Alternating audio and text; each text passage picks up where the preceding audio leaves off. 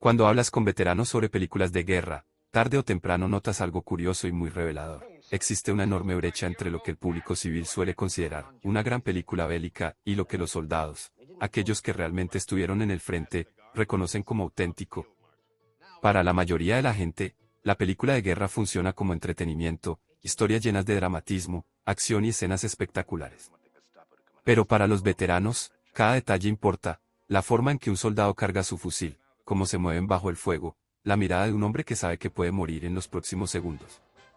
Son esas pequeñas cosas las que marcan la diferencia entre un retrato fiel y una fantasía de Hollywood. Esa discrepancia explica por qué muchas de las películas más celebradas por críticos y audiencias comunes son vistas con escepticismo o incluso con desprecio por quienes estuvieron allí de verdad, jugándose la vida en los lugares que las películas intentan imitar. Un ejemplo clarísimo de esa diferencia es El puente sobre el río Kwai. Aclamada en su momento como una obra maestra del cine, la película fue elogiada por su dirección, su fotografía y la actuación de Alec Guinness.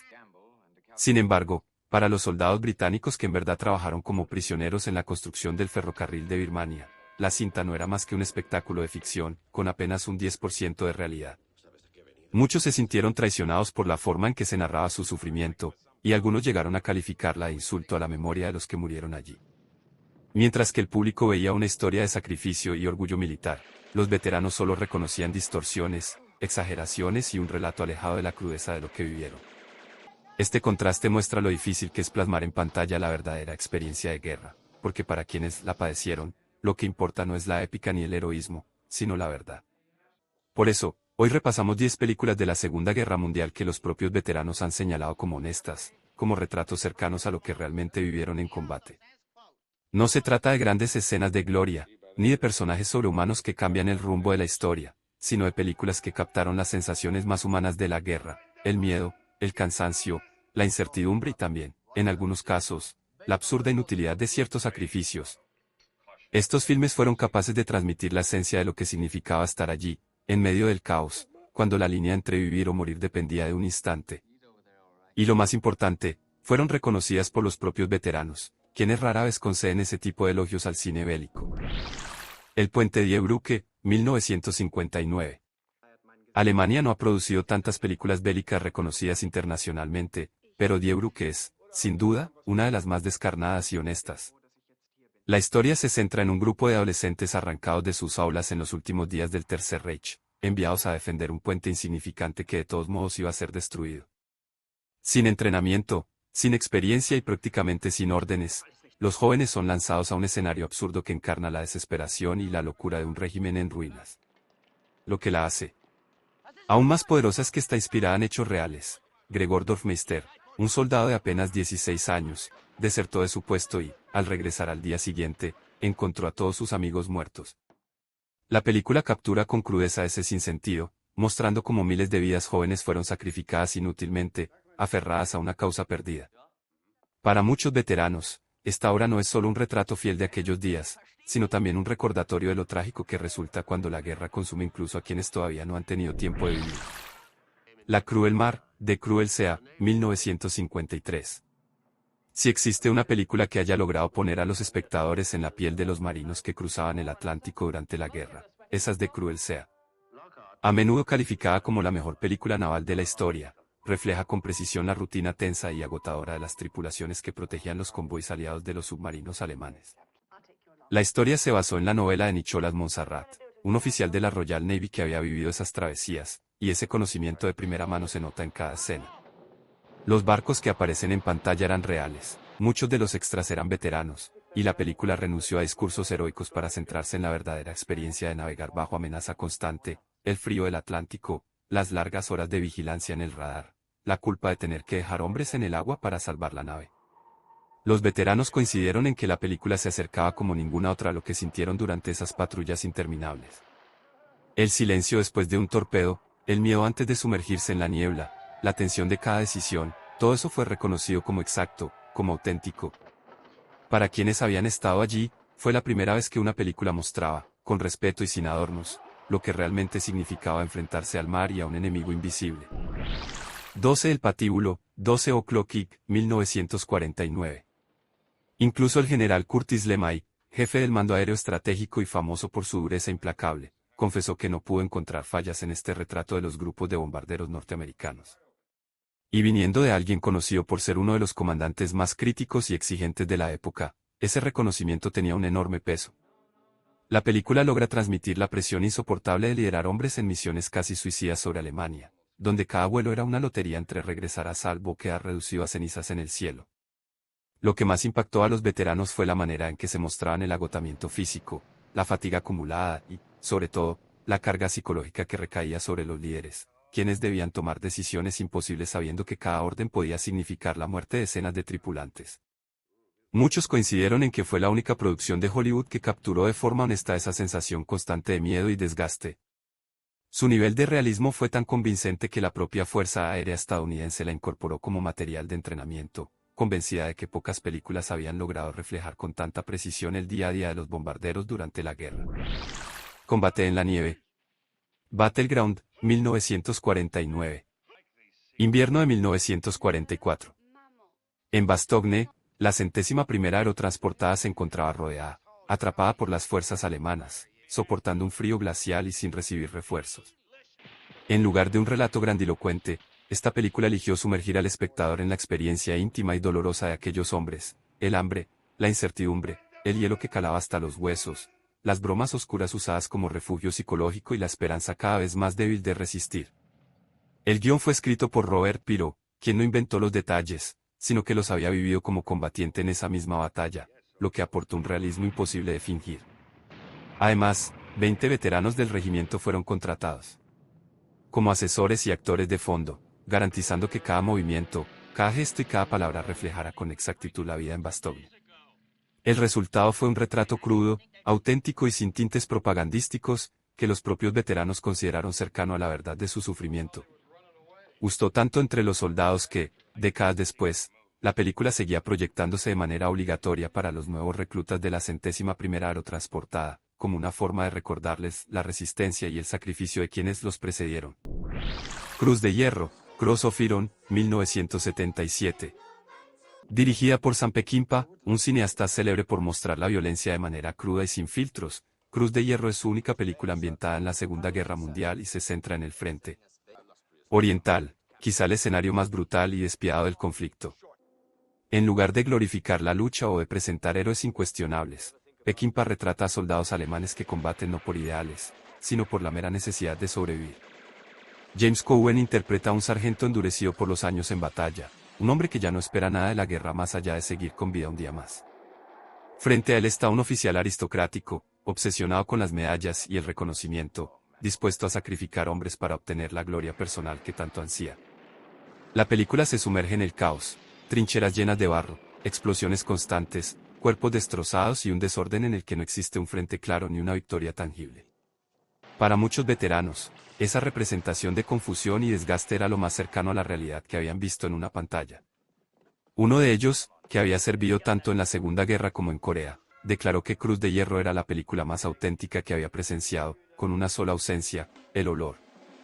El olor de la muerte, que según él lo persiguió durante toda su vida y que ninguna cámara de cine podía capturar, era lo único que faltaba para que la experiencia fuera completa. Más allá del deber, To Hell and Back, 1955. Entre todas las películas bélicas de la posguerra, pocas poseen la singularidad de To Hell and Back, ya que no se trata de un actor interpretando a un héroe, sino del propio héroe contando su historia. Audie Murphy fue el soldado estadounidense más condecorado de la Segunda Guerra Mundial, y contra todo pronóstico, aceptó ponerse frente a la cámara para revivir lo que había vivido en el campo de batalla. Murphy no era un actor experimentado, ni buscaba protagonismo, de hecho, había rechazado inicialmente la idea, sugiriendo que otro intérprete asumiera el papel.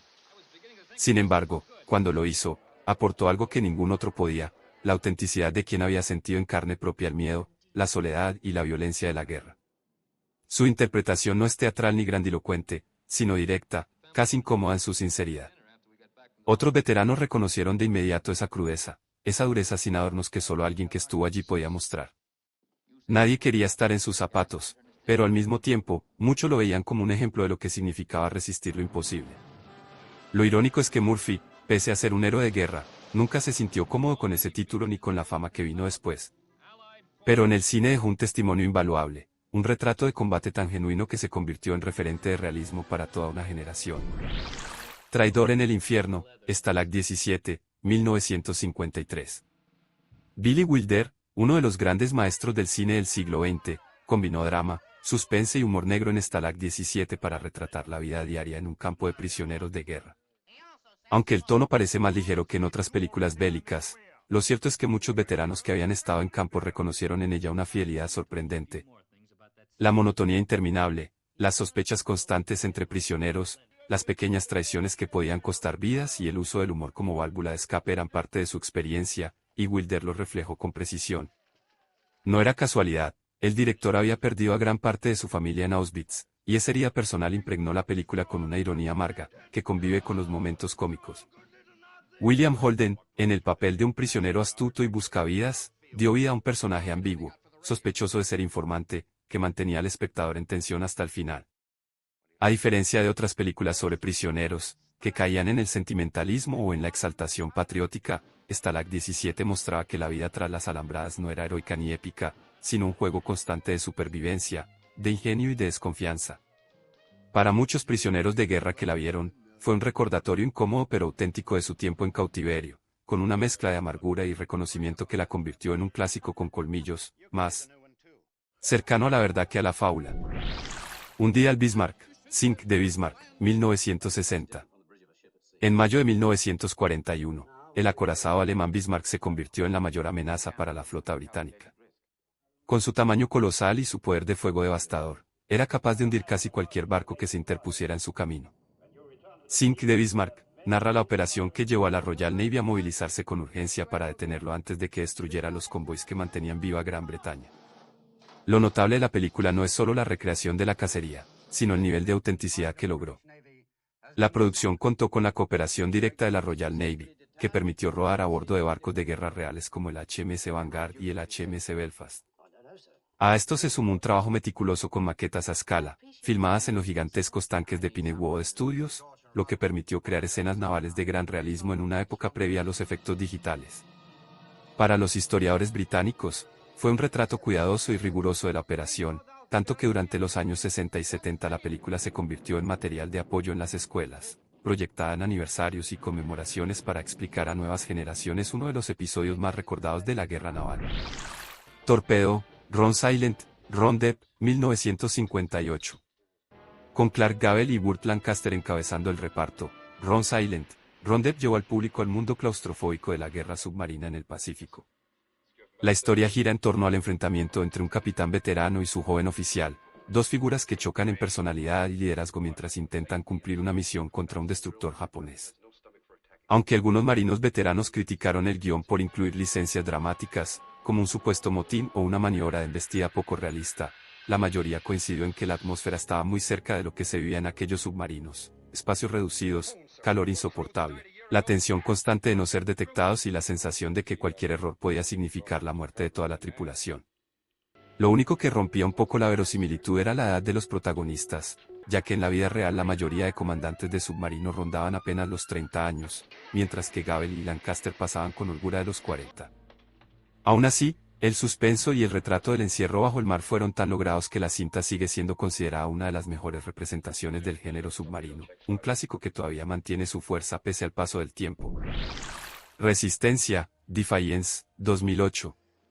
En pleno siglo XXI, cuando ya parecía que la Segunda Guerra Mundial había sido narrada en todos los formatos posibles, apareció Defiance para recuperar una historia poco conocida, la de los hermanos Bielski, judíos bielorrusos que se convirtieron en líderes de una comunidad de resistencia en los bosques de Europa del Este. En medio de la persecución nazi, estos hombres no solo lucharon, sino que lograron salvar a cientos de personas escondiéndolas en la espesura, construyendo una especie de aldea secreta en la que sobrevivieron durante años gracias a la astucia, el ingenio y la solidaridad. El propio Aaron Bielski, el más joven de los hermanos y último sobreviviente, reconoció que la película suavizó algunos aspectos, no mostró en toda su crudeza el hambre, el frío insoportable ni el miedo permanente a ser descubiertos. Sin embargo, valoró profundamente que la historia saliera a la luz, porque durante décadas había permanecido en silencio, conocida solo por unos pocos historiadores y sobrevivientes. Para quienes lograron salvar la vida gracias a los Bielski, la cinta fue un homenaje tardío pero necesario, una Forma de recordar que en medio del horror más absoluto también existieron actos de valentía y humanidad. Muchos supervivientes, ya ancianos, llegaron a decir tras verla, estoy vivo porque los hermanos Bielski me salvaron. ¿Ya viste todas? Déjalo en los comentarios, y no olvides dar like y suscribirte.